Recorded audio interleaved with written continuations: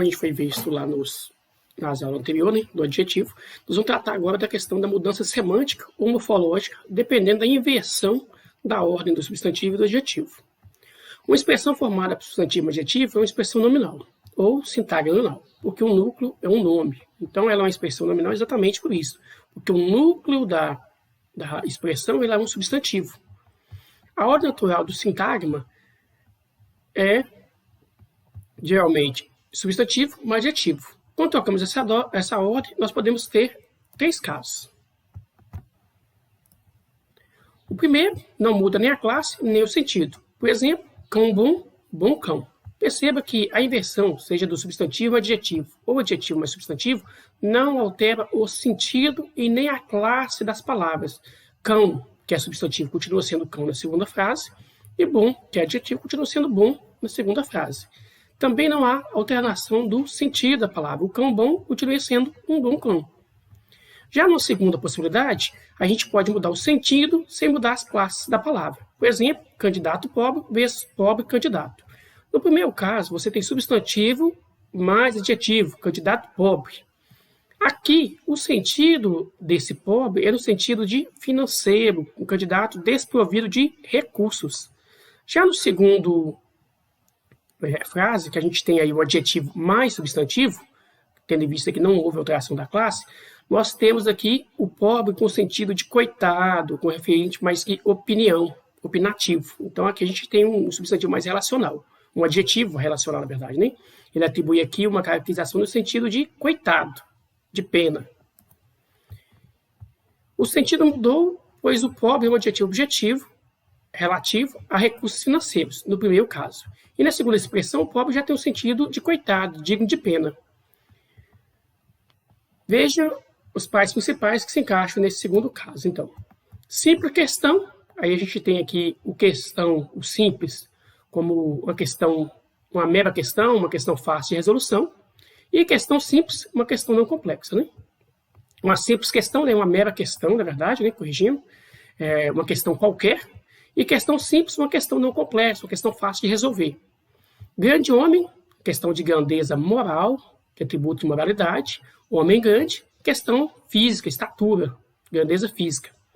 Novas roupas, questão de roupas diferentes. Então, a pessoa falou lá que possui novas roupas. Não necessariamente essas roupas estão no estado de novo, de tirar da loja naquele momento. Mas sim que é roupa diferente. Às vezes até uma roupa já usada, mas que ele não tinha. Então, uma roupa diferente no seu conjunto ali.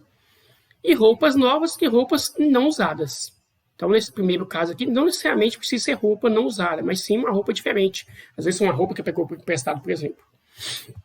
Nova mulher, uma outra mulher. Então, por exemplo, o cidadão falou lá que fulano casou com uma nova mulher. Quer dizer que ele casou com uma outra mulher, além da anterior que ele tinha.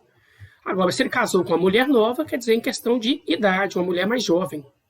Velho amigo, quando se refere a de longa data, de muito tempo de conhecido. E amigo velho, quando esse amigo, na verdade, é um idoso, uma pessoa mais velha. É um único sabor que não há outro, só um. Então, o negócio tem um único sabor, ou seja, só tem um mesmo. Lá, por exemplo, sorveteria, tem só um único sabor, então só tem um sabor de sorvete. Agora, sabor único é porque o sabor é inigualável, incomparável. Autofuncionário refere-se à patente, ao grau de responsabilidade do cidadão lá dentro da sua empresa. Funcionário alto, referente à estatura física, à altura dele.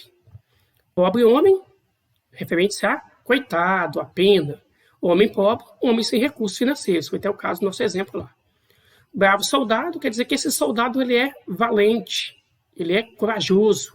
Soldado bravo é porque o cidadão se encontra irritado. Falso médico, porque ele não é médico.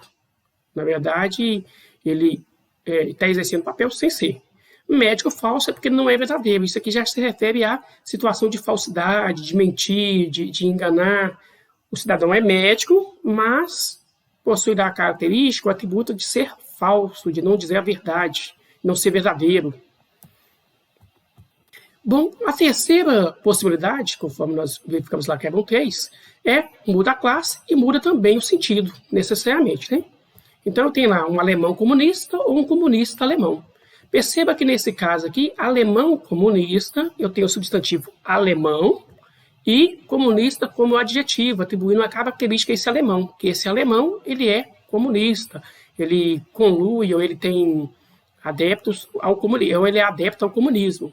Já comunista alemão, o comunista é o substantivo e o alemão exerce a função adjetiva. Por quê? Nesse caso aqui, eu estou falando que entre o grupo de comunistas, um deles é alemão. Nesse caso aqui, entre o grupo de alemães, um deles é comunista. Então, aqui eu tenho mudança da classe e, necessariamente, mudança de sentido. Aqui eu tinha um alemão que era comunista, aqui eu tenho um comunista que era alemão. Então, o alemão, no segundo sintagma, se tornou característica, especificação do substantivo comunista. No primeiro caso, temos um alemão que é comunista, em oposição, por exemplo, a um alemão guitarrista, um alemão turista, um alemão generoso, inteligente, feio, bonito, ou qualquer outra característica. Já no segundo caso, eu tenho um comunista nascido na Alemanha, em oposição, por exemplo, a um comunista brasileiro, um comunista turco, japonês, cubano. Sempre que houver essa alteração morfológica, ou seja, a troca de classes, haverá mudança de sentido, porque muda o foco, ainda que pareça coincidir bastante o sentido. Percebam que tem que ser uma análise bem pontual, pois ela pode gerar uma certa dúvida ou alguns enganos. Esse critério também salva a pele dos alunos em questões que fica difícil enxergar a sutil mudança semântica que ocorre. Lembre-se da famosa frase de Machado de Assis: não sou propriamente um autor defunto, mas um defunto autor. No primeiro caso, temos um autor que veio a falecer. E no segundo, temos um defunto que passou a escrever. Vejamos agora, então, alguns paros desse tipo para que possa facilitar o reconhecimento na hora da prova. O presidente foi um preso político. Substantivo mais adjetivo. Então, aqui a gente tem um preso político. O presidente é um político preso. Nesse caso, tem o substantivo político atribuído do adjetivo preso. Então, o político está preso.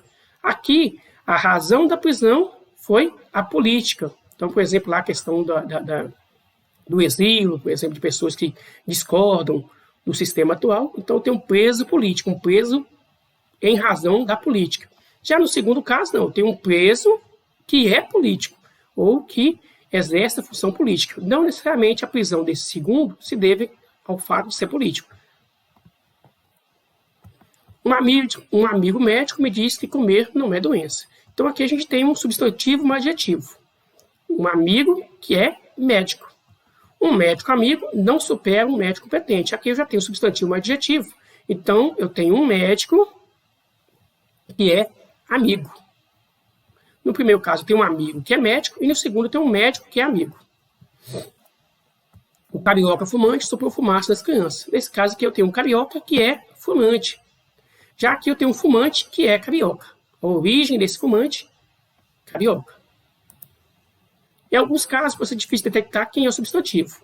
Exemplo, sábio religioso. Então, a gramática nos diz que a tendência lógica é considerar o primeiro termo como substantivo e o segundo como adjetivo. Bom, findamos aqui.